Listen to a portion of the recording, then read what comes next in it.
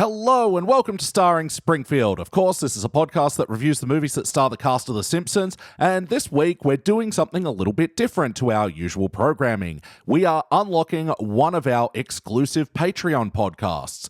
And like you're always hearing from us, if you sign up to patreon.com/sidequeststudios, you get to tell us what movies to review, but also every single week we'll give you a bonus exclusive podcast. Whether it's early access to Starring Springfield or me and BT just having a general chinwag about stuff we like in our podcast, So Do You Like Stuff, we've also got a range of different podcast series like the one I'm going to be giving you a taste of today called Birdwatching, where we are reviewing 8 Brad Bird movies, but I'm also giving BT the story of Brad Bird, which is so fascinating. He's an interesting guy. So I hope this teaser taster will entice you over to the Patreon page. We're having a lot of fun over there.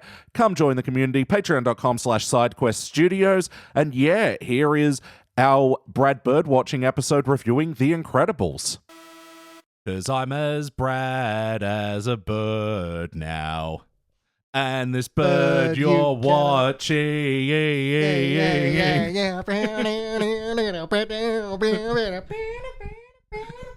20 minutes later. Welcome to Brad Bird Watching from the SideQuest Studios exclusive Patreon feed. Darling, it's an exclusive. Oh, is it ever, darling? And yeah, I'm your host, Elliot, and this is BT Calloway. Ahoy, hoy. And yes, thank you for being here as always, heroes. And heroes is the imperative word today, Indeed. isn't it? As we review The Incredibles.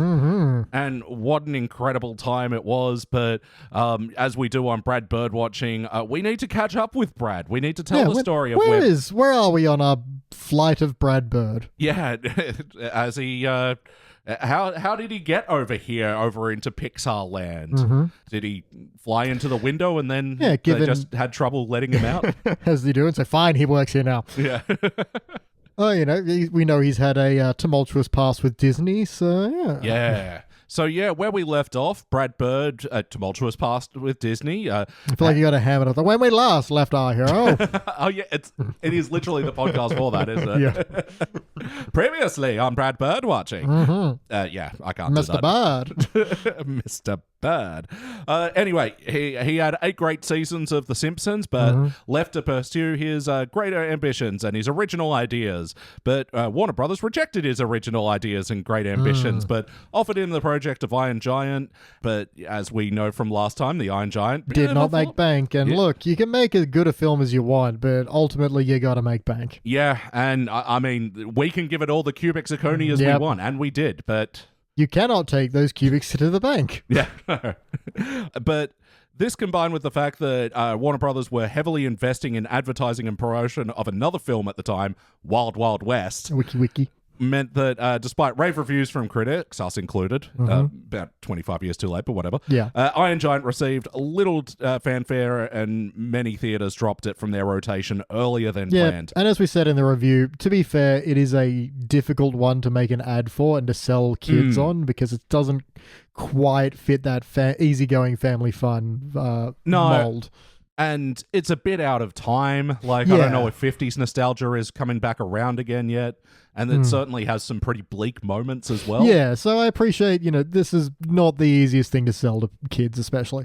No, not at all. But, and yeah, in an act of self-flagellation, Brad Bird claims he would visit a few multiplexes just to see it screened to completely empty auditoriums. Like, ouch. Yeah, don't do that to yourself, man. I mean, I understand going to watch an audience reaction to see, what lands, what didn't, but when you show up and it's almost empty except for you. Yeah. Whew. Not like we rocked up to a bunch of internet cafes and we're like, no one's watching Dave Plus One. That would be a very weird thing to do. But just as our main man is down, and as the pattern has been for his life up until this point, an opportunity would come and knocking thanks to some old friends, and this time he would get to finally do an ambitious original idea of his. Nice. That was greatly ambitious. And so, yeah, while Brad Bird was messing around with The Simpsons and The Iron Giant, he was in talks with his old college pal, John Lasseter, who went on to work for a little company, might have heard of them, called Pixar. You'll be hearing a lot more of them over the course of this Oh, podcast. yeah. And also, like, potentially on Starring Springfield. Like, after doing that spreadsheet, I'm like, holy fuck, there are a lot of Pixar movies in this. I'm not too surprised because voice actors, Yeah. they get around. Yeah, but even, like, Finding Nemo for Albert Brooks, like, Oh, yeah. now that I think about it, why was Taxi Driver before Finding Nemo? Look, don't question We're this. up to the whims of our heroes. Exactly. It's what they want, damn it. Exactly. They want the taxis driven, not the Nemos found. That little fish is still lost until to this day. But anyway, like everyone else in the world, especially myself, Brad Bird was amazed by Pixar's work on the movie Toy Story. Yep. Which, for an animation nerd like Bird, was super impressive as it was the world's first fully computer animated feature film. And Bird felt he could thrive in this medium, and so for the next few years, Brad Bird would be in talks with Lasseter and Pixar until finally, in the year 2000, Pixar announced a multi-film deal with Brad Bird, with the first movie to be produced to be The Incredibles. Now, this is like a story he actually had been kicking around since the early 90s. It was part of like what he'd pitched to studios and have been rejected because like there's a lot to this, as we've seen today. Like, even in the 2D animation sphere, this would be ambitious. There are a lot of stuff. It's also, I just find it weird that he got signed for a multi-film deal. Like, yeah. He's either got a great agent or is just great at like negotiating in person. I reckon by this point he's just built up a hell of a resume and had a million of these sort of meetings and like just can talk the fucking talk. Yeah, I guess. Or a bird would say squawk the fucking squawk. But will he walk the fucking walk? And look, this movie was such a gamble. It's Pixar's first movie with Bird, first 3D animated movie to mostly feature humans. Yeah. Like all the others, Toy Story, Bugs Life. Like, you watch Toy Story and the humans do look wobbly, and that's, fine. They're barely in it, but, it works perfectly for the toys. No, and even, like we mentioned, Finding Nemo, most of those are, like, headless people in that movie. Yep. And the other one before this, Monsters, Inc., like... Yeah. There was a lot of compromises with Boo's design just to make it simple and fucking easy to animate. Yep. Like, somehow doing big, furry, hairy Sully was, like, easier than doing a girl with hair that's, like, a human girl Because, hair. it behaves like the hair you see out in the real world, as opposed to monster hair, which can behave however the hell you want it to. Exactly. Like, so, yeah, one of the compromises was that Boo's hair had to be done in pigtails and not hanging down because... long girl hair is very hard to animate. Yeah, I imagine pigtails are way more predictable and easy. Yeah. And, like, it's why the movie Brave was, like, considered such an achievement in animation, because it's like... Yeah, true. Like, we laugh, but I imagine trying to animate hair in a convincing way and then giving your character a lot of it. And the curliest, most fucking full lioness Scottish locks. Yeah. A full Garnier Fructus kind of ad of hair. Yeah, that movie has a secret Springfield, secret Simpsons in it, and where can I go? Lost long red hair. But yeah, also this was the first Pixar film that the writer and director was one person. Normally it's a writing team, and it's actually co-directors making their movies. Yeah. This was all written, all directed by Brad Bird. Man, I wonder if he better on that, or if they were like, well, if we're doing this, we're not paying a director, you got to do it as well. Yeah, well, I think it maybe, again, just speculating, he probably just sold them on him being an auteur that could also be a flag waver for this company. Pilot and navigate this ship. Yeah, but he also brought over a lot of the team that he worked with on Iron Giant. Like I said last time, Warner Brothers gave him a lot of freedom in terms of assembling his team and rejecting like marketing deals and Burger King tie-ins, that sort of thing. But anyway, like, yeah, he brought over a lot of those same people because he considered them the black sheep and the misfits of the animation world. He put together a team? Yeah. Oh, yeah. Of outcasts and misfits? Oh, my God. It actually happened. Yep. Art imitating life, imitating art, imitating all circles all the way down. Yeah, one person's just like, Brad Bird, I'd never see you again. And you walk into this bar and you offer me a job. It's about damn time. I'm in. You bet your sweet ass I'm in. Well, yeah, let's hook into this thing. Yeah, because that all catches us up to today. And yeah, the Brad Bird catch-ups are going to be a bit smaller in between now. Yeah, he did another film with Pixar. Pretty much. He's in Mission Impossible for some reason. Yeah, that's a step, but sure. Anyway, so we just watched The Incredibles, a worldwide release on November in 2004, written and directed by Brad Bird. BT, what just happened? Yeah, so it's a world full of superheroes. Like, oh, I've heard of that before, but no, this is a world where basically they've been kind of encouraged to go into government hiding post a whole bunch of lawsuits where, but you've got your, this was accidentally spearheaded by a Mr. Incredible, and after that successful lawsuit against him for saving someone's life against their will and injuring them, it then kind of balloons out, and now everyone's, and I'm going on about it, it's only the intro. But, there's him and Elastigirl, and do they have a flirtatious relationship? Oh, wait, no, they in fact have a matrimonial relationship. Skip ahead, was it 6 years? I forget, no, longer than that, surely 15. Yeah, Violet's a teenager Yeah, in this 15, film. I think. And he's miserable at an insurance company, and he flies off the handle one day because, damn it, this insurance company isn't helping people.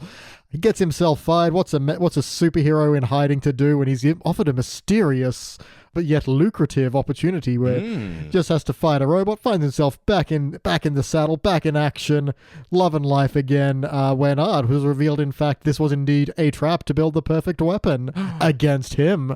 Oh, dear. Yes, a former young lad that he had said, who showed enthusiasm for working with him and is like, no, I work alone, kid, what are you doing? Has come back with a vengeance and plans to attack a city only to save it himself and look like the hero he is. The kids get involved, the whole family gets involved, hijinks ensue, and we all have a good time. That we do. This was such a good time. This was a good time. I haven't seen this for ages, and I was like, yes, this is good. Yeah, I remember last time asking you and was surprised to hear that you don't think you've seen this in theaters or haven't seen it that much. In theaters, so yeah, right. Yeah, I think I've seen it once, so... Incredible. Pardon the reference, but incredible. Well, it never came up again. I don't know why. No, I mean, it's one of those things, there's a movie you've seen 1,000 times, you tell a friend about it, you haven't seen Bad Boys 2, and like for me, because Incredibles, I just associate with the DVD.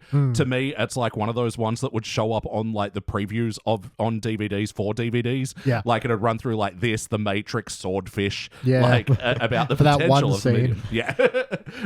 Where he gets a blowjob from Halle Berry. Oh, I meant the explosion. Yeah. But okay. The other kind of explosion. The other blowjob. Ha ha. Hugh Jack banned into the system, indeed. But yeah, so this was part of my dad's DVD collection, and I ended up watching it at his place so many times. I just absolutely loved this flick growing up. I don't know how many times I've seen it. It's been a long time since I've watched it, and I gotta say, it still looks $1 million. Yeah. There's only a couple of like dodgy animation moments, like particularly to do with Violet's hair. Yeah, it does fair. have this weird wet oil sheen to it. Yeah, which seems somewhere between intentional and veering a little bit to this was the limitation, wasn't it? Definitely. And there's sometimes where the physics clearly didn't behave as they were meant to, but other than that, like it is an incredible achievement when you put it into all the context of like how ambitious of a film it truly was. Oh yeah. Like just watching it today and just sort of breaking down the scenes and being like, fucking Brad Bird must have been a charmer. Like, oh yeah, to sell people on this. I mean, it depends who you're selling. If you can sell executives who don't know how hard this is going to be to make on a fun idea. Yeah. But if you tell this to an animation studio, like, okay, you can imagine some of them just standing up and walking to the window, opening it, and stepping out. And they were like, perfect, we've got the idea for the start of the film. Someone jumping off a rooftop. I've got it. And again, like Iron Giant, surprisingly bleak for a kid's flick. Yeah, but I mean, that's what really impressed me about this one. It's not like there's depth to character. There's multifaceted emotions going on. Yeah. It's not just simple, I save world because I hero. Yeah, it also feels like a subversion of the genre, and again, we are 4 years before the Iron Man. Yeah, before the oversaturation of the genre. So. Yeah, like, we're only about 5 years after Mystery Men, another fucking parody movie that... It was way ahead of its time somehow. Yeah, but I think while Mystery Man is, like, doing a parody of the superhero team-up movie... putting this, but using the context of a family. I don't know any earlier examples of that, but this is I guess like kind of a pastiche of like Fantastic Four and X-Men and sort of things like that. Brad Bird said he was like hugely influenced by the comic books in the 60s, I think. Yeah, real not surprised by that one. Yeah.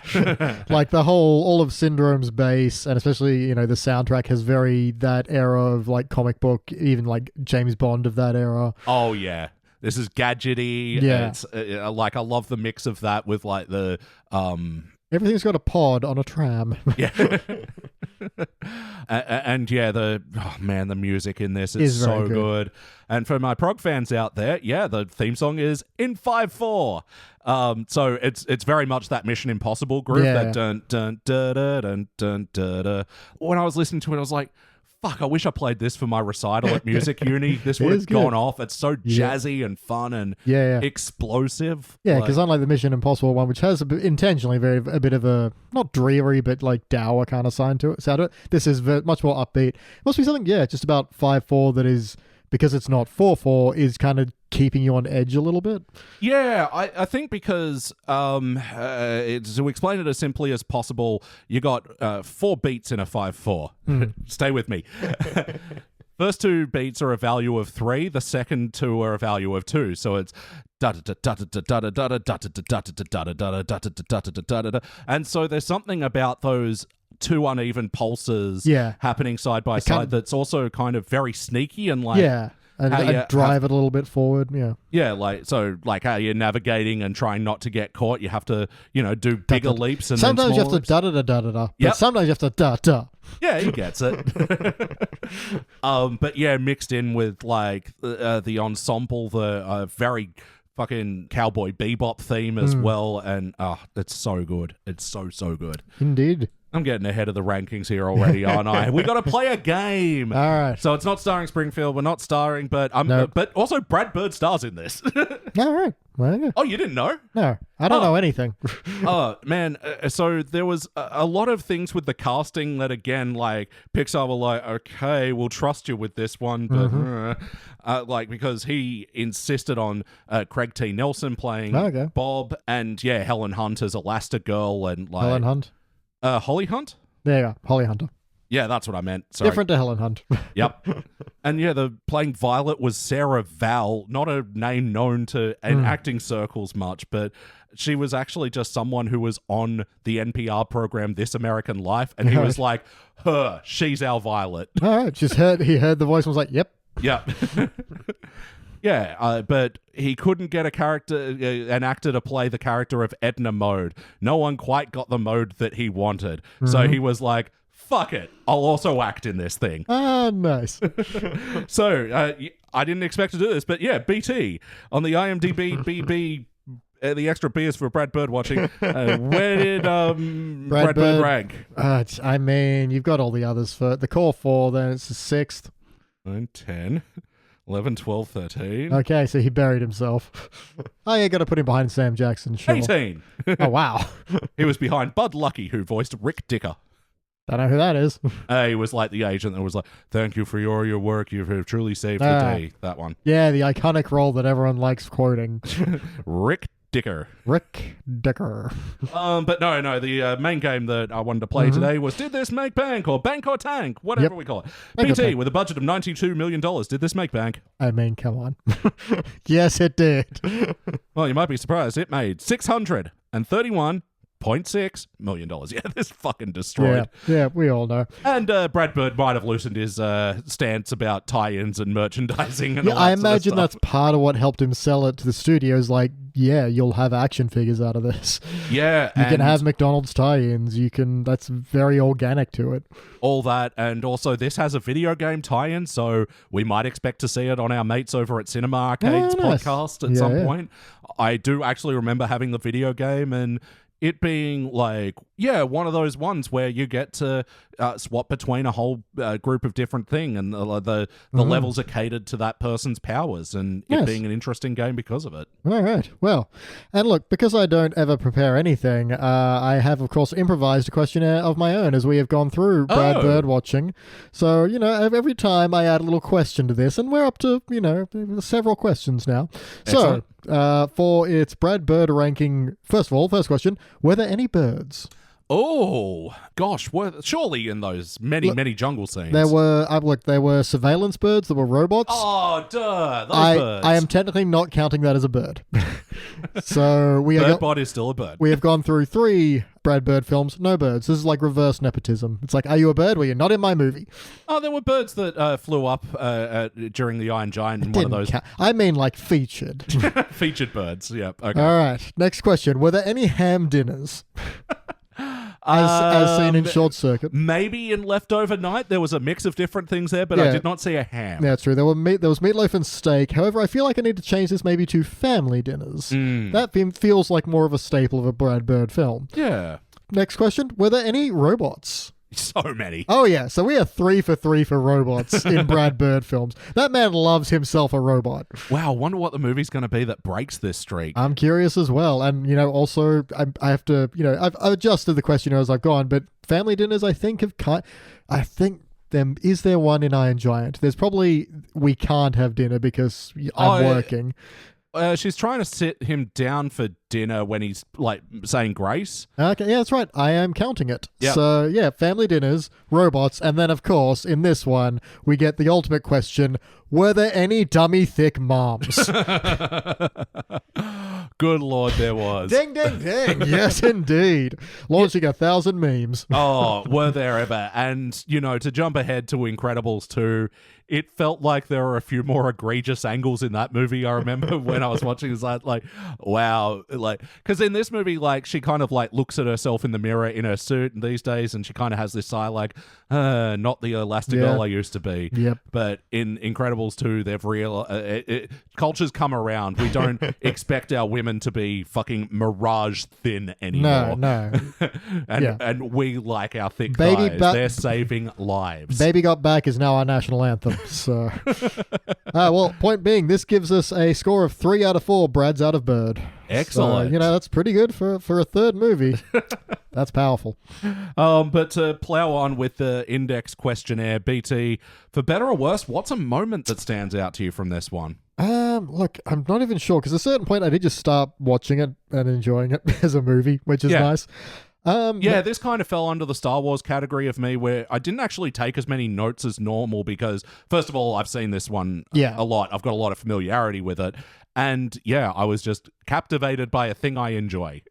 I'm overall just really impressed with the depth of character, but ultimately also just how well thought out everyone's powers is and the synergies they find to use between them. Yeah. So some by accident, Violet creates that sphere and then Dash can run around it to kind of make the hamster ball. That was an accident, but it worked. But also things like people who had worked together, like Elastigirl and Frozone. You see moments of them trying to trip the robot where he's making the ground slippery and she's stretching and just figuring out, these people have worked together, and also those who are more experienced with their powers knowing how to use them, like the bit where Elastigirl throws a manhole cover at the robot. She doesn't just throw it at it, she loops her arm around a telegraph pole and kind of makes a slingshot. Yeah. The sense that she's done this 1,000 times and has figured out this is better than just hucking it. Yeah, it's part of this creative problem solving that I love seeing played out, and love imagining the point at which they get there. And because there's nothing really unique about these superheroes. They've all all their powers have a hero that's had that's come before them, but it's about what you do with them now. And some things like those, and then the scene where Elastigirl's trying to sneak into the fortress and then finds herself stretched between 3 different passageways in 2 door frames. Yeah, that was excellent. Fucking inspired. Yeah, this is one of those things that feels like this is written by someone who had a long time to sit and think about it and file down every part that wasn't quite working perfectly and find ways to make infiltration fun and funny and different. Yeah, it's no surprise this guy was a big worker on The Simpsons, because, this does feel like it had that, doomsday process of the script that we think is so sorely lacking from New Simpsons in everything works. Everything's there for a reason. He, obviously had a lot of time to work and think on this project. And again, just the creative problem solving that comes around from, it's not enough just to have these are their powers. It's what are we going to do with them? How do they get themselves into situations and how out again? Yep. And even little things where, she's caught between multiple doors with only one arm sticking through one. It's like feels around, finds the guy's face, and then punches him. And then, feels the tickle on her foot and kicks that dude as well. Like, and then, her body that's stretched between in the middle one, again, uses that to fling and slingshot and whatever. So good. Indeed. What stood out to you, for better or worse? I'm assuming better. Yeah. I have glowing praise for this one. Yep. I gotta say, for this watch, I actually really paid attention to the animation on this one. And just, like, because this is one where I did the research beforehand. Sometimes, like, I go either way depending on if I've seen the flick before or not. Yeah. Yeah, so knowing that there was a lot of groundbreaking stuff for this, and, like, Brad Bird really pushed the team to innovate here on this. And so because of that, I was just sort of really trying to take in the animation, and man, just lighting effects are really fucking good in this one. Yeah, sure. Again, like, Violet's hair was a serious compromise that, like, Brad Bird really pushed for her hair to be constantly in front of her face, very gothy, like, very straight down hair. Very Ringu. Oh, Ringo, yeah. One eye staring out that'll kill you immediately. I'm like, Ringo? No, it wasn't a mop top. 7 days. You'll die in 7 days, Thomas. I'm invisible now. You won't see me. They do have a song about that. Anyway, so knowing that her hair was a challenge and then seeing it in all these different modes where, like, it was a challenge enough to animate on a bright sunny day, but in world they, like, have her against a flickering fire. They put her underwater a couple of times. Yeah. And, like, just that sort of stuff going on. And, like, it happens in night and day and afternoon, sunrise, sunset, and different colors and stuff. Like, it is just... It's almost like, why did you make this so difficult on yourself, but also well fucking done? Yeah. I feel like there's got to be the compromise in, like, the two male leads here. It's like, well, if you want this Violet's hair, you are going to have both the male leads have straight hair that does nothing. Yeah. Nothing. But even then, like, I love the detail that, like, Bob's hair, Mr. Incredible, like, he's balding. And, like, even in his hair, it looked like that would have been a challenge to animate. Yeah, to make it patchy instead of just a block. Yeah, it's not like a Lego snap-on hair. Like, there is detail there. And, like, if you haven't, like, there is, like, a bunch of, like, test footage gone wrong and stuff that they have out there. And it's fucking hilarious, like, watching the programs not behave. All right, we'll see how this renders. And Bob's head is up his own butt. Why are the eyeballs over there, but the rest of the character is here? His face is screaming. I think he can feel this. We're just going to delete that. Yeah, and there's a lot of this movie. Like, this is a 2-hour one as well. Like, it's a huge ass, but I guess that's what stood out to me. Nice. So on to the wackiness. Was this a particularly wacky movie? I mean, when your superheroes are your basis, it's hard to decide what does and doesn't qualify as wacky. But I mean, things like, it's also Secret Simpsons. When he first goes to the island and they're trying to launch him out of the plane through this pod and he gets stuck in the tube. Yep. That feels very Homer, getting stuck in things. Absolutely. And, the island. Yes. What else have I had? I talked about the whole caught between doors, but again, that wasn't impossible wacky. That was just, an infiltration kind of going a little bit wrong. Yeah. The bit where the van they're driving towards the big, robot attack flips over multiple times and skids into a parking spot. Yeah. Man, I've been trying to get better at parallel parking, and I just wish I could nail it that well and look that cool. You don't want to roll your Prius. No. That's not going to go well for you. Not as resilient, no. But yeah, the kids doing the classic, that was fun, let's do it again. Yep, that works. Like, is that a secret, like, Itchy and Scratchy Land with the log ride? Maybe. You could argue. Look, my one bit of definite Secret Simpsons was it's got, Mr. Incredible in his everyday drive, and it's like, everybody needs to drive an automobile. Even car. the incredibly large. This is the largest auto I could afford. Yeah. Oh, man, I love that scene, though. He's just come back from his crappy insurance job and grips the door frame a little too hard, so then the door won't shut. Yep, and then breaks the window, and goes to toss the car over his head, and the cute little kid on the tricycle, the bubblegum pop. Again, watching that moment is just like, man, that was a month of an animator's life or something like that. Oh, sure. That said, like, you get the outside shot of his house might dude, this insurance job is working out. Come on. Oh, yeah. It's another, like, there's your secret Simpsons. It's like, life's not too bad if that's your house. Like, yeah, bro. Raising a family on a single income and you got a nice house. Actually, that does remind me. I did reach out to the heroes on Patreon. Oh, yeah. That's you, listener. And just said, hey, yeah, we're recording this. Anything to say about this movie? Yep. And Christar goes, great movie. I mean, what's not to love? Best Fantastic Four movie. Yep. Yeah. Well, TBD, but yeah, I'm a little skeptical. I don't know. Yeah, a lot of people are hyping it up, and I don't see what they're seeing. I'll put it that way. Yeah. It's a big ask. Like, yeah. Like, put it this way, the Fantastic Four has never made a great movie.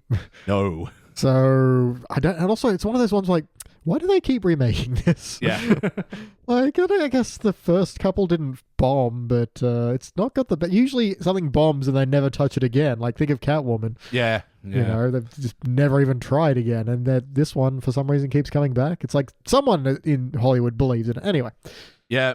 Fant 4 Stick is also one that I've always thought to do for my starring Springfield pick. Dan Castellaneta is in it, apparently. Yeah. Look, I've been tempted. I've only ever... Because I'll watch crappy movies. I love that stuff. Yeah. But I've avoided it because I've heard it's boring bad, not like fun bad. No, and it was part of this at the time where it was like a 2.5-hour superhero movie that was like washed out and grey. And it's really serious. And you're like, why in the fuck would you make this one serious? Yeah, so like around the same time of Batman v Superman and shit. Anyway, got distracted on his second sentence. I hope you do get into some of the perceived rand objectivism that you can or cannot read into the messaging and what it says about Bird. Look, that is definitely there. Once you kind of know about it, it is hard to not say that, oh, look, if you're special, you should be, and if you're not special, get out of the way. Yeah. There is no getting better. You cannot perfect improve yourself through work. Mm. Yeah, it is there, and I don't think it's intentional. It's that, let me rephrase. It's not intentional on the film's behalf to, argue for eugenics or anything extreme like that. No. They could have balanced it out by a little bit by just at least having mention of a character who wasn't your Batman type, who's not super but has the gadgets and the training to make it work. Yeah, well, that's Syndrome in this, but he is... That's the thing. Ultimately, he chose to be a villain, though. He could have been, a hero that doesn't have powers, but he chose evil. That's it. But yeah, getting into the whole if everybody's special, then no one's special stuff, and then even Bob has a rant about fucking youth and their participation trophies. Yeah, he's like, we're just celebrating mediocrity. Yeah, graduating from 4th to 5th grade, they're just finding more and more ways to celebrate mediocrity. It's like, yeah. But again, to be entirely fair, they're not necessarily posting that as being correct. No. And yeah, Bob is a very flawed person and just trying to relive the glory days in all the smallest ways possible. What I really liked about watching this as an adult, no, I was probably an adult the first time. How many years ago was this? 2004. Well, call me a child, whatever. 19 at the time? Probably. Yeah. Whatever. But no, point being that he is a very complex character. Like, there's a whole lot of want to recapture the glory days, and part of it is a desire to help people. Part of it's just because that was a fun era and he misses it. Yeah. And it's not one thing. And the fact that it's also, they only mention in passing when they're having that big fight, she says, uproot the family again. And she's like, you're missing your family because you're busy doing this other stuff. And that's when she mentions, Dash's graduation. He's like, but it's just for 4th to 5th grade. It's like, well, that's still a life event. Yeah. You're purposely missing because it's not where you want to be. Look, it was complexity. I like they only mention in passing that he's flown off the handle and done something he shouldn't have done, and they've had to relocate before. Yeah, that's it. Because while like 13 or 15 years have passed between the lawsuits that made them go into hiding and now, they have made mention that this is another house that they've had to move into and be witness relocated. Amazing that Frozone could join them along the way. Yeah, very nice. Maybe they relocate to a different suburb. I don't know how this works. Yeah. Hey, don't think about it. No, there was another moment of, wait, how does this work? Like, when they go to the wedding and, like, Frozone's like, no, your mask, it's still on. He's like, oh, shit, yeah. But then when they go into the wedding, it was filled in all by superheroes. Yeah, there's a costume person, and they're clearly openly talking. Yeah. It's like, you guys maybe didn't think. And look, my only other nitpick is, he goes to fight the robot on the island for the first time under the guise that it's gone rogue and you need to defeat it. And then it's got, his little training montage, and he's told Elastigirl, oh, I'm going on business conferences. I haven't been fired. What are you talking about? Yep. And he's, getting in shape and getting into costume, all these kind of things, which are fun. But what is he actually doing between first robot fight and second robot fight? Yeah. Like, it kind of feels... I think the first time I watched this, I assumed he was getting other missions from Mirage, but there's no evidence of that through the watching. No, most of that montage is, him getting fit and healthy and, like, being more joyous and proactive with his family. And I like that aspect as well. Fucking a lot, apparently. Yeah. Lester hands all over each other. But no, I like that as well. The fact that now he's kind of in his element again. He's happier as a person, and it's not just happier in himself. He's becoming he's actually hanging out with the kids more and playing, flirting with his wife and playing catch with Dash, which is a nice little bit that'll come back later. Yeah, true. That's it. There's a lot of great setup and reminder and payoff in this as well. And down to Syndrome as well, which, we haven't touched on his character much, but as you said in the synopsis, starts out in the beginning of the film being like, I want to be your ward. Look at me. Yep. I'm so helpful. Mm-hmm. And just absolutely fucking it up along the way. And he's like, no, buddy, I work alone. Even though Frozone and Elastigirl help me sometimes, I work alone. I work alone. And then, he's the one behind all this, getting Bob out there and doing this training with this robot. And apparently, Syndrome has been absolutely murdering superheroes along the way to get to Like, it's Mr. a bleak Incredible. scene when they show, the evolution of the robot and how many superheroes it took out to get there. It's like, damn. Yeah, no, a dude went on a superhero genocide. Yep. Like, full went, cuckoo bananas. And, but because of Syndrome, that's where we get a lot of the wacky gadgety stuff. And, his island fortress and, the shout to Bond before. I'm sure that's informing a lot of this. Oh, yeah, for, early stuff, like Dr. No and that kind of thing that was on, Volcano Islands and shit. Yep. But, even in this Mr. Incredible's car at the start with the car that can go into auto drive and put on your superhero uniform. Yep. I mean, we got auto-driving cars now, but they can't put on your clothes. Hey, they're not this good. He does have a literal save the cat moment as well, which is nice. Well, I love that because of the way that starts out like this, that it's like, it feels like it's fully leaning into the tropes, but also like taking a knowing wink and subverting them a little bit as well. Yeah, and also kind of lay some groundwork of he has to be getting like government support to have this car. Yeah. Because there's no way he'd be able to build this. Building stuff is not what he does. Yeah. So the suggestion that then when the government is helping him hide as well in relocation, that this is all sewn in and they're a little bit more aware of his movements and stuff. Yeah, and it seems to be like supers are working with the government here and like that they set up with the newsreel that, the government are having to pay out all these lawsuits and things like that. Because they're effectively a public service, Yeah, so we even get a little bit of like Secret X-Men where it's like a lot of the show is about the relationship between humans and government and mutants and the public. And because that's the thing, when there's all these kind of crowd shots of people protesting the use of superheroes, it's like, okay, fair enough. It's that old, Avengers Civil War argument of you have unchecked power. Yeah. Again, amazing that... Like, you might mean well, but... Yeah. So, it's totally leaning into the tropes like that, but just making it its own in a lot of those ways. And starting out the thing with the interviews as well was just really charming. Yeah, it's like, I just saved the world. Why can't you stay saved? And then it's just like, I feel like the maid here. Like, can you just go 5 minutes without cleaning up the mess? And he like gets up to take his microphone off mid-interview. It's like, wait, no, stop. Like, there was no reason they had to animate that. Like, yeah, but it was just a little bit of extra character. That was very great. And establishes Elastigirl's character a bit. And does a lot. Yeah. And I super love their kind of competitive flirting when they kind of meet in the costume on the rooftop and like, I mean, thanks for the assist. Well, I knocked him out. I mean, technically, but I was distracting him. And then the criminal was, to be fair, she was here first, and then punch. Like, Elastigirl gets so many great comedic punches in this flick. Oh, yeah. Well, it just helps that, you can be a fist for coming from off screen. Yeah. That's always funny. Oh, yeah, and in that montage again with, like, he smacks her ass, and then she turns around, and then, like, she smacks hers, but, from, like across the room. Yeah, it's a very long way away. Well, yeah, I mean, like you said, it's a cartoon superhero movie. There's going to be a lot more wackiness to talk about, but how was the heart? Do we feel the bumps? Oh, of course. It's all over the place. Like, gee, I can't even... Yeah, well, I mean, it's the whole him doing this, Mr. Incredible, like, trying to revive his superhero-ness and trying to do it alone, but having to realize he needs his family along the way. He's no Superman. No. But he needs the family, and then in the final climactic scene, he's like, "All right, you stay here and look after the kids." He's like, "Fuck no!" And it's the thing, I can't stand to lose you again, because he was led to believe on the island that all three of them perished. Yep, and it gets a real dark moment where he gets freed by Mirage and just grabs her and is like, "Why let me go now? Now that I've got nothing left."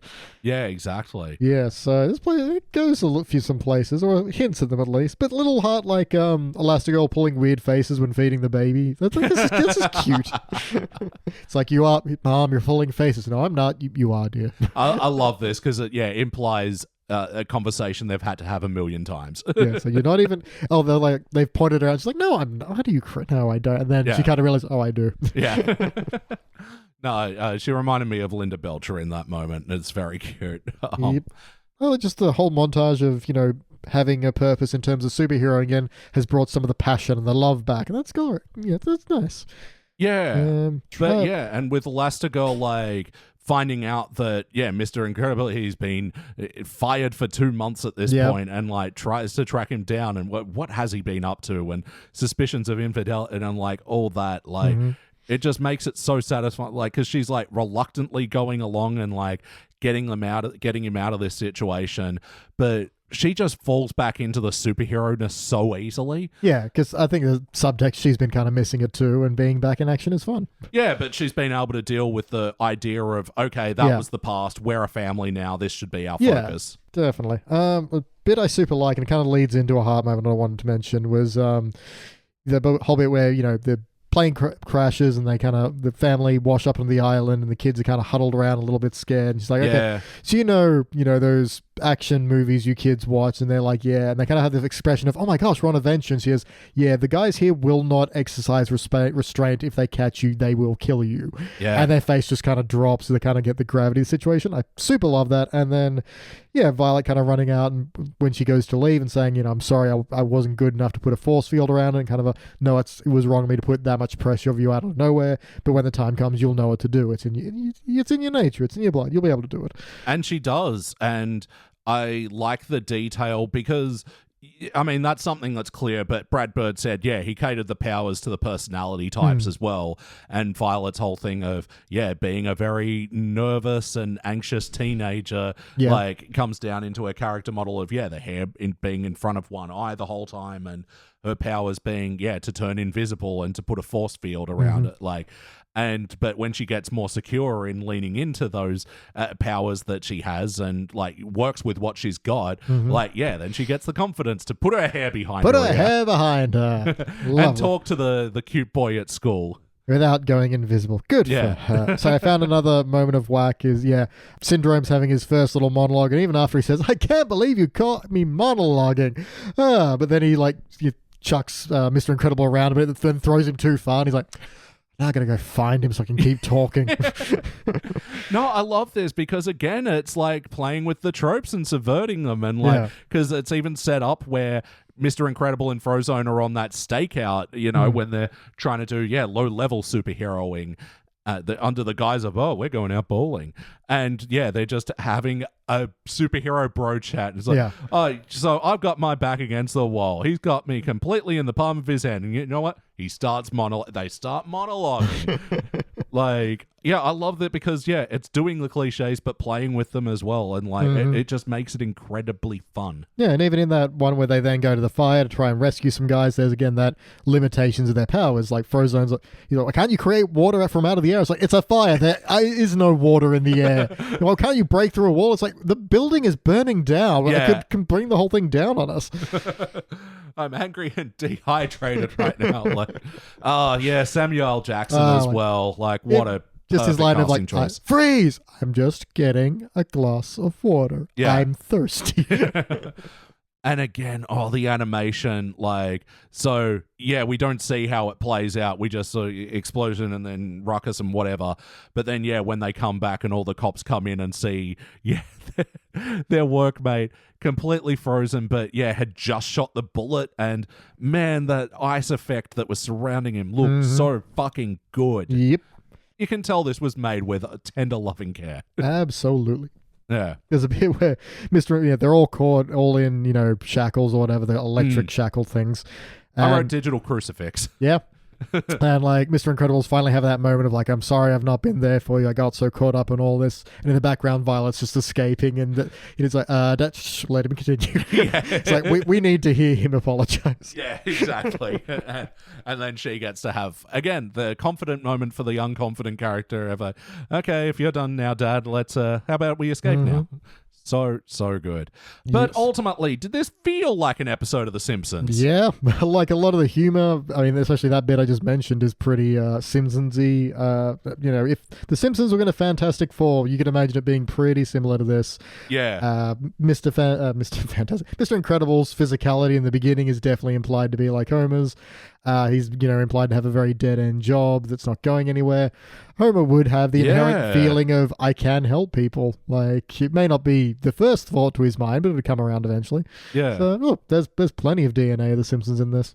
Yeah, 100%. And I was just trying to work out which one came first, this or Stretch Dude and Clobber Girl. Again, they're picking on powers that have been done by superheroes before. Yeah. Why am I only getting linked to the lyrics of the song? Stretch Dude and Clobber Girl.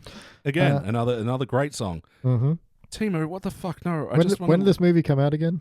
2004, and it's from Treehouse of Horror X. So, 99. Okay, this beat out. Yeah, I wonder, because, Brad Bird had left The Simpsons by this point. I wonder if he'd talked about this movie to them, and they were like, Yeah, okay, so 2004 this came out? Yeah. Because in the same year is also the Sam Raimi Spider-Man 2, where he also stops a train in a very similar way. I had a big note of train.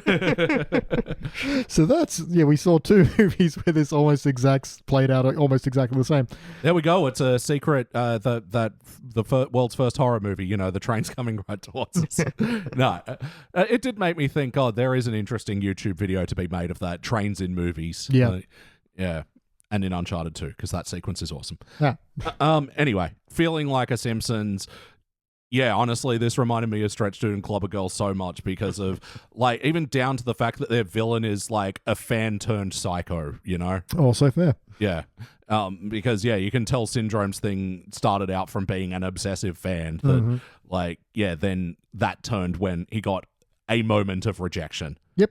But, and with good cars. Because, his undoing as well is fucking capes. No capes! And I love that Edna Mode sets that up so well. And in such a way that you were not expecting it to come back at all. Yeah. Like, I think I remember watching this first time and somehow just not clicking that it was the only one with a cape. Yeah. Well, it's one of these things that, like, it feels like Brad Bird wrote that into the script after, like, years of, like, just having those sort of conversations you have with your nerdy friends. It's like, surely a cape would be a hindrance to a superhero, right? Yeah, it's going to get caught on something. It's probably made of strong material as well. So at the very least, you're going to have to, like, work against it. And, like, so the idea that they've introduced a character that's a superhero fashion designer because, not everyone can be their own tailor, surely. Yeah, that's the thing. I mean, similar thing happens in Invincible, and also the fact that there's always the question of, why doesn't the Hulk's shorts rip off? And it's like, well, you need to, have someone design the stuff that's going to withstand whatever it is you can do. Similar to any other power. How come Johnny Storm's clothes don't burn off when he unflame offs? Or, any of the stretching or any of the invisibility. Yeah. Oh, and I love how when she's doing the demonstration of the new outfits to Mrs. Incredible, Elastigirl, and, like, just, shows the baby superhero outfit with a crawling baby mannequin and then just, like, sets it on fire and then just has 4 machine guns shooting it at the same time. It's virtually indestructible, darling. And, like, mixing it in with baby, like, crying sound effects just cause. It's like, this is what the baby will sound like this, but the suit will be fine. Yeah. Oh, so fun. And yeah, that whole no capes montage as well of, the various ways that superheroes have fucking got themselves iced because they wanted a cape.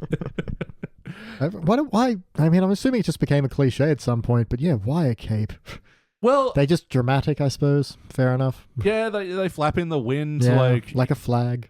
Yeah, so it's the thing where like Batman's make sense because he got umbrella style sticks in there which stiffen it out and make it a glider. Sometimes he can glide. He can use it to like swoosh over people and confuse them. But Superman, motherfucker, just flies anyway. Why does he need a little flappy in the wind? Nope, not at all. Just aesthetics. Yeah. So yeah, no capes. Mm-hmm. No, just looking at the montage: elevator, jet, missile, vortex. Yep. So good. But yes or no, would you watch this movie again? Yep. I'm looking forward to the sequel. Oh yeah, that's in our future. But for now, we got to think about what we'd pair this with. So at the Aztec Theatre, we might lead this in with a Simpsons episode. Which one? Stretch Dude. Treehouse of Horror X. I mean, there's got to be one where Homer's also lying about, having a job somewhere that Marge mistakes for a cheating thing. Yeah, Pie Man's probably an easy one. I mean, he's had so many jobs. Yeah, but not many suspicions of infidelity. I feel like there's got to be 3 that are not coming to mind right now. Screw it, Beer Baron. Yep, Beer Baron again. It's a good or reliable episode. Oh, absolutely. Mm-hmm. But the kids stowing away, it's a little like that Catch Me If You Can episode, but I hate that one. Yeah. Yeah, no other Simpsons episodes really spring to mind. The Spring Shield? I don't know, it's just like team-ups. Yeah. So like Homer the Vigilante and Sure. those. But what about a movie you'd pair this with? I mean, we've listed off a bunch already. Yeah, I forgot to think about it. Mystery Men feels like my most instinct for this one. Yeah. If you were going to do the because, I mean, this, I don't know, to me feels like a parody movie in a lot of ways, but... Well, I would put this a little bit more homage than parody. It's definitely... You can see the DNA of where it came from, but it doesn't feel like it's making fun of those things at all, but it is definitely calling attention to some of the tropes, but doing it in a much more loving way. Yeah. So I'd put it more on the homage in terms of, paramage. Yeah, whereas so many movies, it's like, isn't it this stupid that this movie did this? Nah, this one very much, hey, this is awesome. This doesn't make sense though, does it? Whatever, let's keep having fun. Because I think the difference being that it wasn't just someone mentioning all the ways people had died from capes. It was the designer literally going, I am never doing a cape again. Yeah. Oh, yeah. She's got blood on her hands. Yeah. She doesn't look back, but she remembers. Yeah. I mean, obviously pair this with Incredibles 2. Yeah. That's too obvious, though. But also, there is a couple of shorts that they made around this as well. They expand the whole Jack being babysitted by Kari or whatever. I remember that got a short opening for the next movie or something. Yeah. And that short is really, really funny. I mean, I haven't seen it for a while, but... Yeah, no, I want to seek it out. Yeah, it ends up he has shape-shifting powers or matter-shifting power. I'm not sure what he's going on. Oh, he has a lot. Edna, clearly predicted that she needed to be prepared for a bunch of different things. And, I covered the basics. Yeah. So, when Syndrome comes back after being defeated and I'm going to take the baby this time. Yeah, I meant to mention I really like that as well, the kind of extra act tacked on the end of they don't actually catch him. You kind of get you think he got caught because the government agent guy's like, we've frozen all his assets. If he moves anywhere, we'll know. Yeah, but that's not right. thinking, he's still in the city, and of course he knows who you are now. Yeah, but it didn't feel tacked on in a way where it's I mean, as good as the Lord of the Rings flicks were, you got to admit, that fucking third one had about 5 endings. Yeah. There were several points where that movie could have fucking stopped, but it kept going. Too many fade to blacks, not enough star wipes. But this... Oh, God, there's even one that I'm thinking of where it's and everything is all right in the world, and then someone comes along and explodes everything, and then oh, man, what fucking movie was that? Someone just literally walks into a scene with dynamite on them and explodes everything. Oh. It's going to come to me, or someone else is going to reveal it on on the comments, the other week when we did Roger Rabbit. Yeah. I was trying to remember, what's that song that mentions Who's Cow? Oh, it's going to bug me for weeks. And then Grant Prusi replied, it's Red Hot Chili Peppers. I'm like, fuck. Of course it is. It was from Give It Away. God damn it. Yeah, it's going to bug me. Any other movies come to your mind? You know what? Sky High. weird reference. It was like a 90s, school for superheroes kind of thing.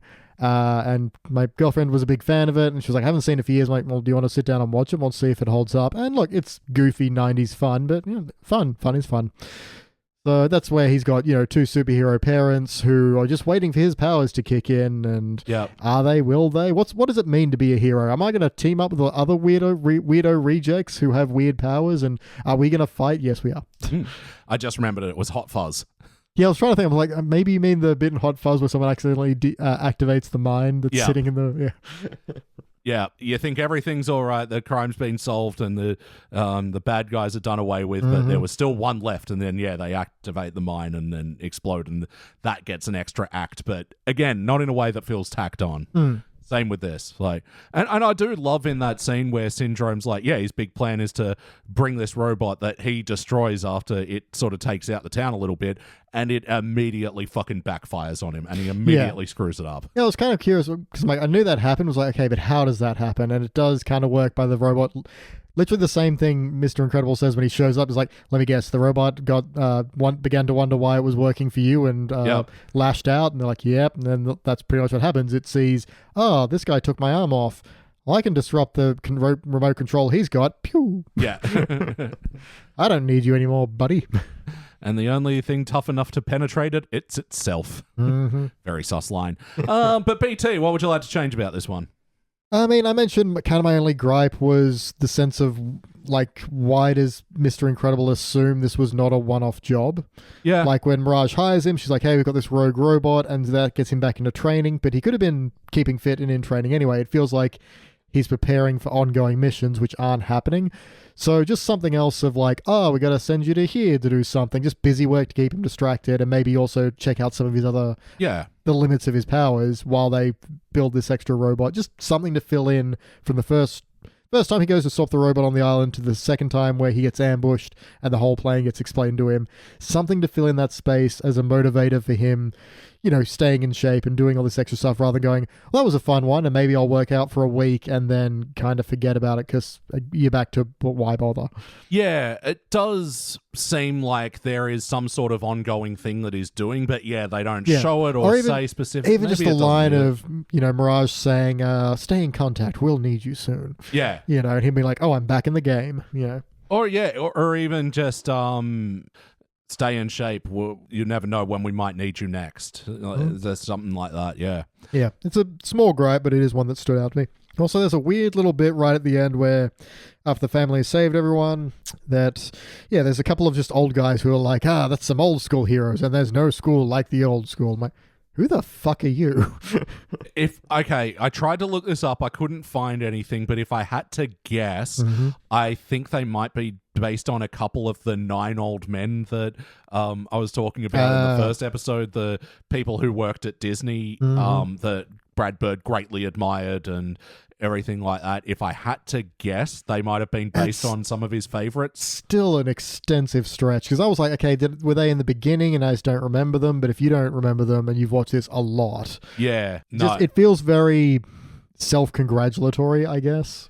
Yeah, it stuck out. And especially with a movie that, despite being a big ensemble cast, I don't actually feel like there are many extra characters in it, if that makes sense. It is actually a fairly tight cast. It's just those guys stick out extra hard because of it. Yeah, it just pulls focus to 2 random dudes to deliver this one line, and it feels like a big kind of, wasn't that a good movie? You know it was. I mean, it was. It was a good movie, but it just how much it stuck out was distracting. Yeah. I don't know what I want to change because, again, it's like reviewing a great Simpsons episode where I'm like, I think they got this, I don't think they need this podcaster's opinion. In watching it this time, there does need to be a bit more of an explanation what's happening between the first employment by Mirage and the next one. I'd like a little bit more clear on Mirage's awareness of Syndrome's activities, because it's like, I might be mistaken, but does she know about all the superhero murder? Because I kind of feel like, she does. Because all of a sudden she has her change of heart when she thinks that they're playing with the mum and the two kids got shot down. Yeah, she just has an expression of when, Elastigirl says that do not shoot, there are children on board. Yeah. And she has an expression change. And also, then Mr. Incredible grabs her and he's like, I'll break her like a twig if you don't let me go. And Cinder's like, go ahead. Yeah. But I mean, even though you could very easily argue that he was definitely bluffing.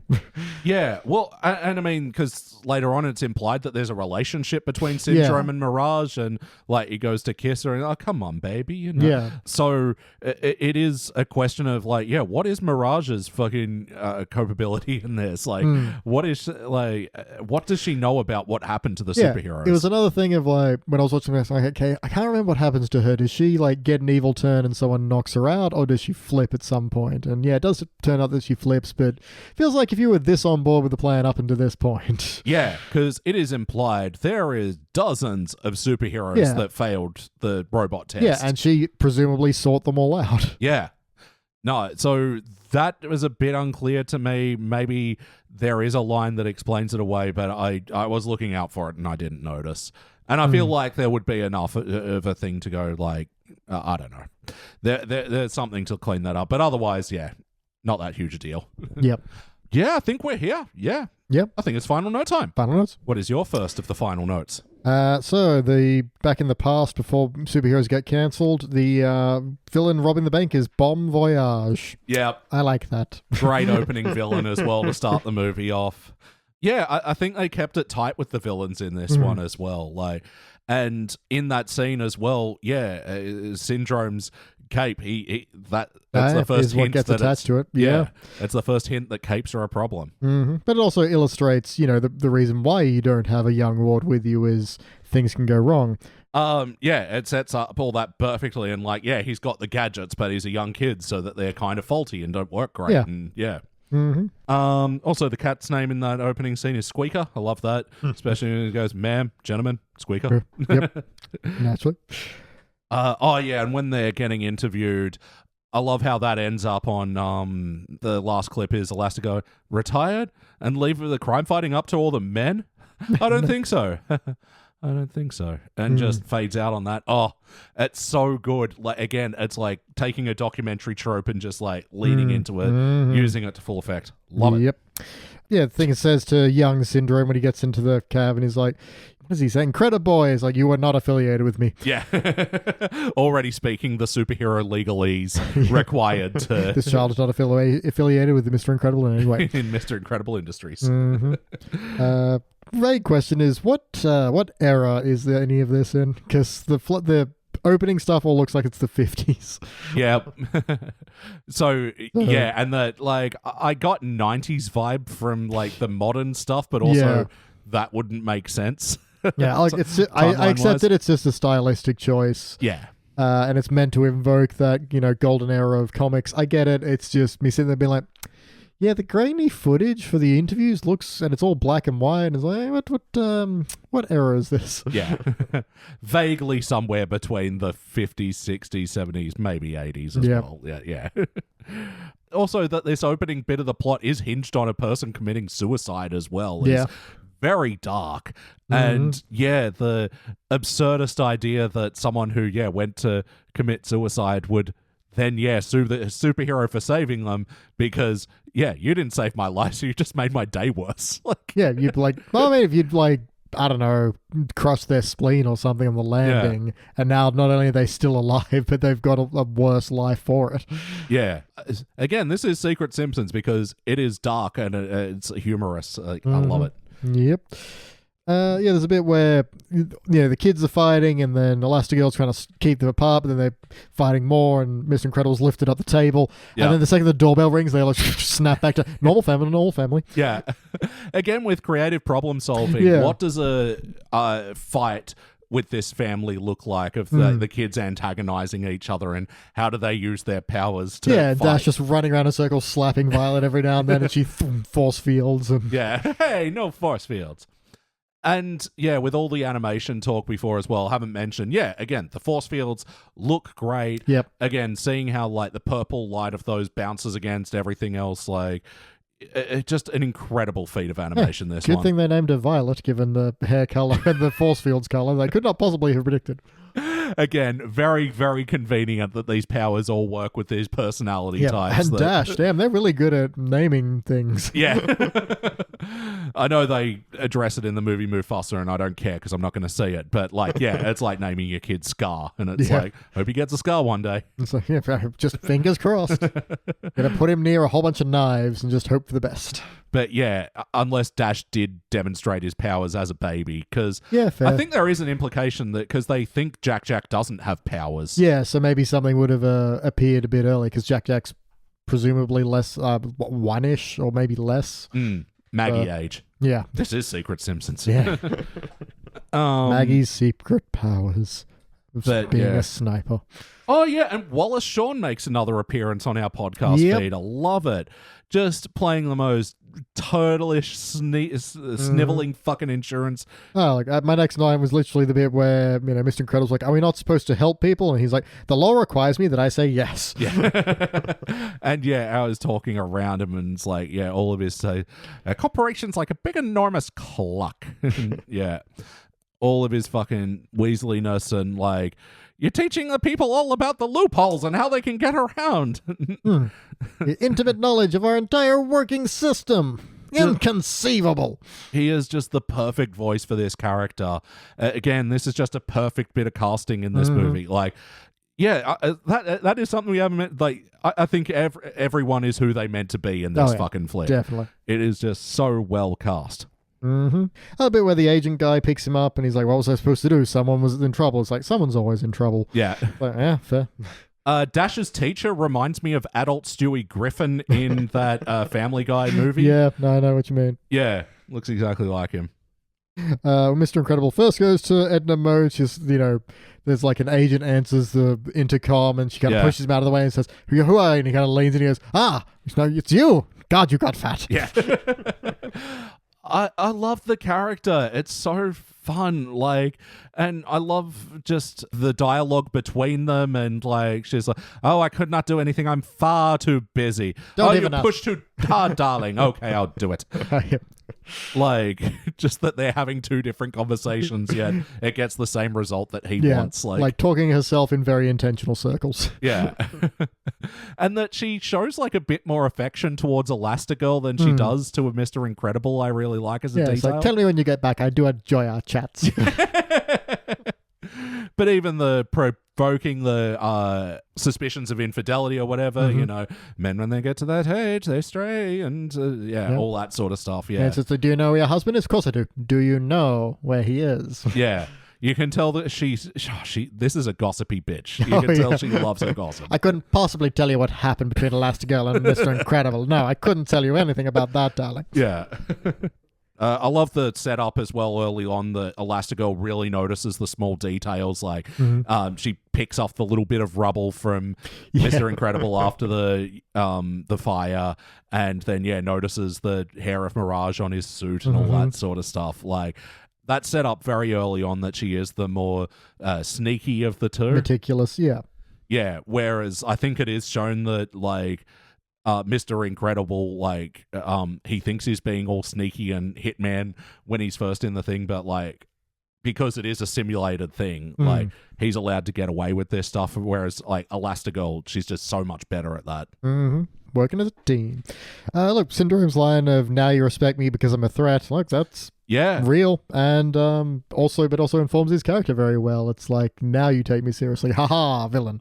Yeah, and apparently this was a change of tact as well, because they did have a different villain originally, and they changed it to bring back the kid at the start of the film and make him the villain, and it's just it works so much better. Like, I didn't go too deep into what the original was meant to be, but it's just like, it is such a good idea that you would have thought it would be baked in from the start. Yeah, for real. Yeah.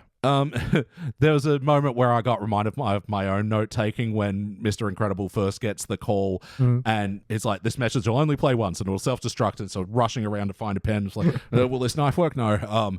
But then, as he's note-taking, you see, like, Mirage says, and you'll get 3 times your normal annual salary, and he just writes, big $sign. And I'm like, seriously, that's the way I take notes sometimes. Like, to avoid writing whole sentences, I just get to the gist and then get into hieroglyphics and stuff like that.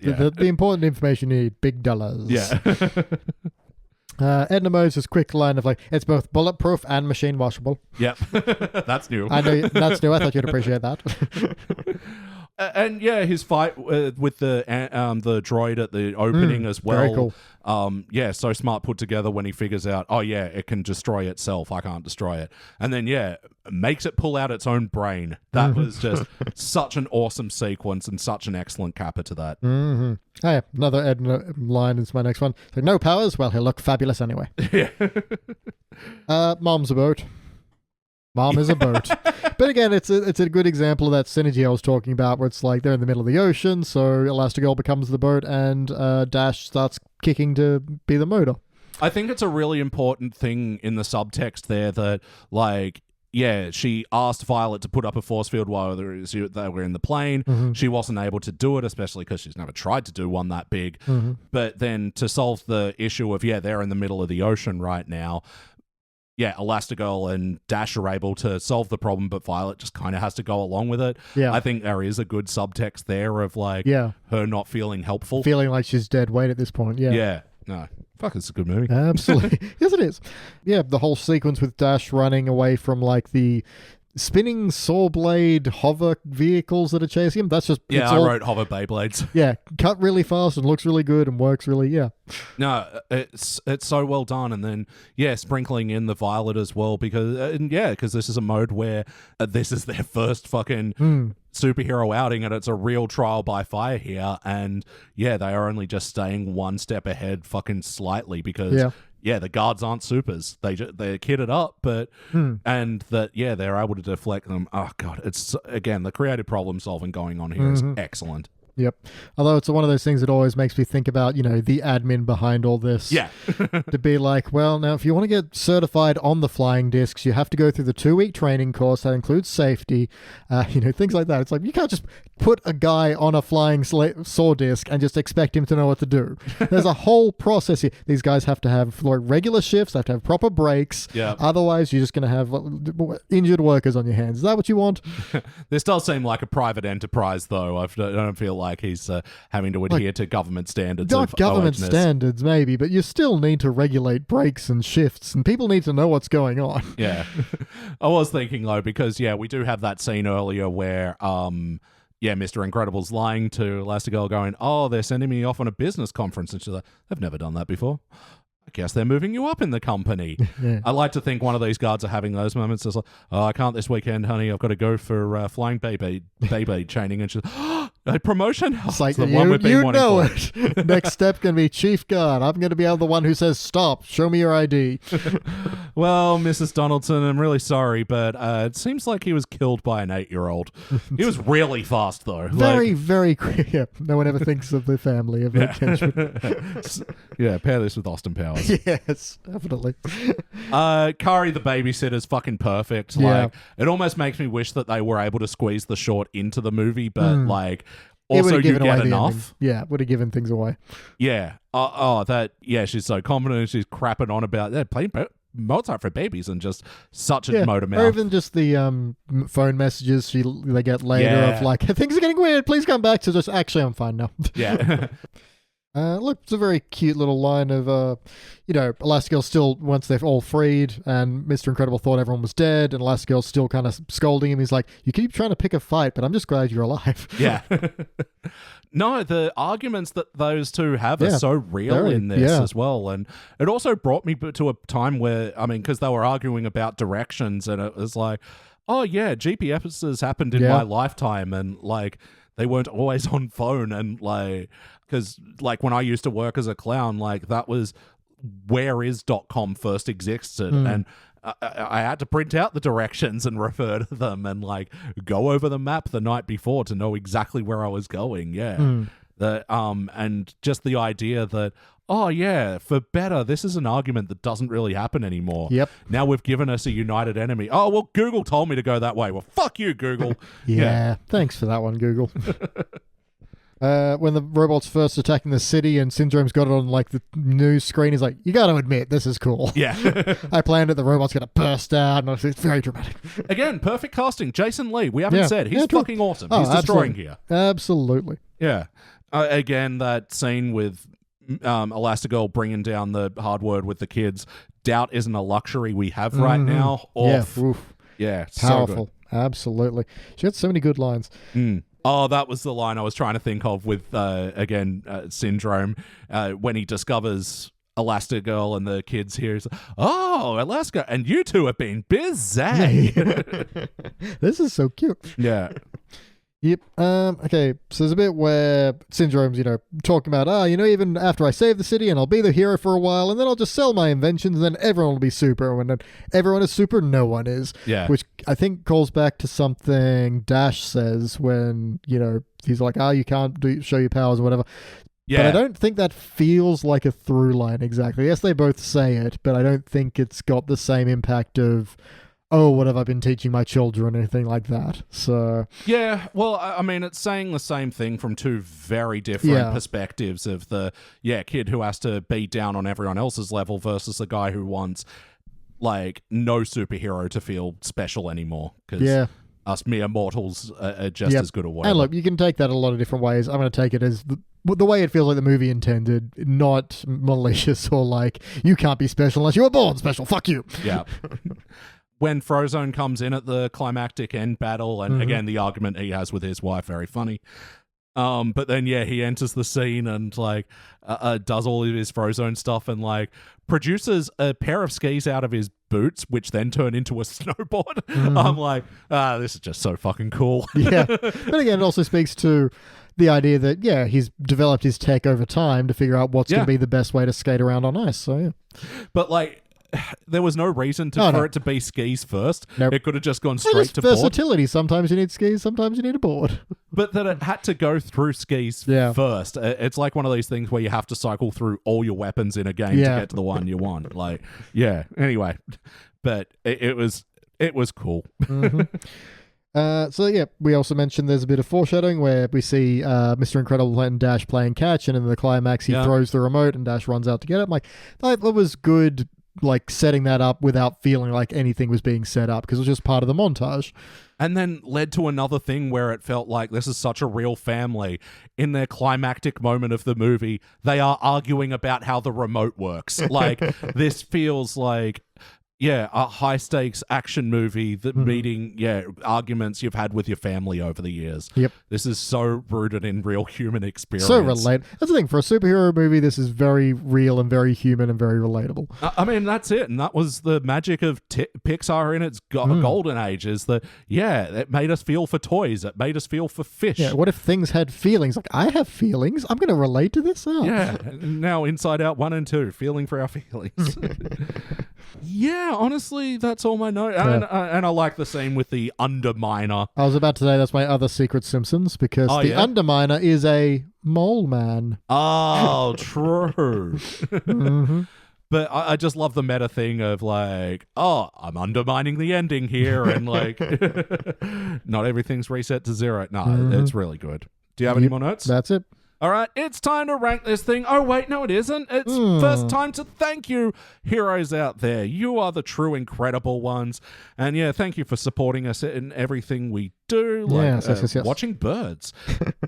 Why don't you kick it off this week? All right, Grant Prusi, you know what? You are affiliated with me. 16 ounce mouse, this is Dash, and I'm giving you the fastest thank you ever, but not too fast. Second place. Sorry, that race scene at the end as well. Go, Dash, go! Not too much. Second is good. Close second. Yeah, he's even wearing a number 2 on his shirt. It's like, come on, Dash. Yep. Anyway. Philip Wolf, darling, you're wearing a hobo suit. We'll get you something far nicer. Don't worry, also take this thank you. I just made it. I'm Timothy Burleson. I'm really shy, but I want to give you a thank you.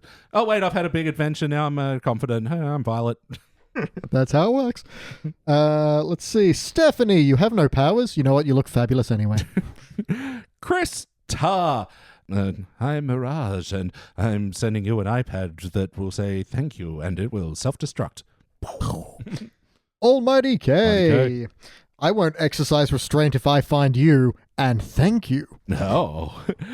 Caleb 982. No capes, but thank you. nickibis. You keep trying to pick a fight, and I'm just happy you're alive. Teresa. I'm Samuel L. Jackson, and I'm tired of these motherfucking snakes on this motherfucking plane, but I'm not tired of thanking you. And finally, David James Young, DJY. I'm out of quotes, so great ass. Let's rank this thing. I don't need to do it. It's Brad Birdwatching. BT, what would you like to rank this thing? I mean, Cubic. It's been a long time since I've seen this one, but I was sitting there just going, fuck, this is really good, because it has that extra dimension of why characters are doing things, and has those moments. Like, I think my favorite part is that bit where she just says, you know, those movies you watch, this is not like that. They will kill you. Yeah. And it just being very real for both the characters and the audience at that point. And just everything works together really, really well. It does feel like a script someone had and managed to polish and polish and polish until every bit shines and works exactly like a clock. Every individual piece fits together the way it should. Yeah. And it's also got, subtext, and it's all great. Yeah, for a movie that, like, some could read as, this is Randian and about the individual and all that sort of stuff. Like, it is clearly a team effort that made this thing happen. Like, yeah, like it's there if you want to read that, but I don't think it's intentional, and I don't think it's meant to be interpreted that way, because it is stronger as a team. Yeah. The individual cannot do it. Mr. Incredible even says, can't do it. I'm not strong enough. Yeah, and has to get over that to accept help from his family, who he clearly needs. There is just so much to read into this movie with the story, and it is a love letter to superhero movies. Yep. It is like just such a well-told story, and it looks phenomenal. And for something that was made at pretty well the infancy of 3D animation on the big screen. Just after the infancy, it just started to learn how to walk. Yeah. Okay. Yeah, we've had a few. Like we're like under Pixar alone, I think we've already had Toy Story 1 and 2, Bugs Life, Nemo, fucking that other one I mentioned before, Monsters Inc. So like, yeah, but they took a fucking risk with this one with Brad Bird here to have the one guy fucking helming the ship, and it just paid off so well. And like, it's just no surprise that they gave him more chances, and it's also no surprise that it made like 6 times its budget. Like, fucking unreal. Like that it took so long for the sequel to come out is kind of interesting. Yeah, very. Like, I'm glad it wasn't rushed. It's like 14 years difference or something. It's crazy. Something like that. But for something that is that exact Pixar greatness of fun for kids, but there's enough character and story and meat on it for adults to really have a good time as well. Yeah. Oh, and also on that, it's like we've had oversaturation of the superhero genre thanks to the MCU, and like it still feels fresh. Yeah, I think that was what I meant at the very top. What stood out to me in terms of how everyone's really feels their powers and how they use them feels really well thought out. Yeah. How they synergize feels really well thought out and just creative and always interesting. And it's not stopped and labored to be like, okay, you do this and then I'll do this. But it's just all in the moment, improvising as they would, but also people improvising with abilities they've had their whole lives and know how to use and have worked out this is the best way to do this. Yeah. And it's just like the marriage of, great animation, great story, perfect casting, fucking just an unreal achievement across the board. Like, I cannot say enough good things about it, but it's time to end the podcast, so I guess I've said my piece. But yeah, look, next time on Brad Birdwatching, we are going to be continuing his journey through Pixar. As we said, he doesn't do Incredibles 2 for a little while later, but you know what he does before then? Another 2 movie. Ratatouille. Hooey. Which is, the first and only Ratatouille movie. Yeah, we're doing Ratatouille next. Hell yeah. I wonder if there are any dummy thick moms in that one. Not that I recall, but we'll find out. For you, the listener. A couple of dummy thick rats in it. Maybe that counts. I'm not sure. Might have to change it to just thick characters. I don't know. Yeah. Yeah, well, I'm looking real forward to that one because actually, me and you actually watched that kind of recently. Only a few years ago, we watched that with the K-Town people on one of our hire an Airbnb out in the country and fucking hang out for a weekend. I don't remember that at all. No? Oh, we did it on the first night. Maybe you arrived late. Yeah, or maybe I something. got there on that one, but it's one of the ones that I've only watched within the last 3 years. Yeah. So yeah, it's pretty fresh me, but I remember having a good time. Well, keep lookout for that one next month. But until then, yeah, we've got Starring Springfields and So Do You Like stuff's coming out between now and then. But for now, that's Brad Birdwatching for this month. Thank you once again, heroes. Thank you. I've been Elliot J. O'Neill. That's been BT Calloway. And do drop by again. I do love our chats.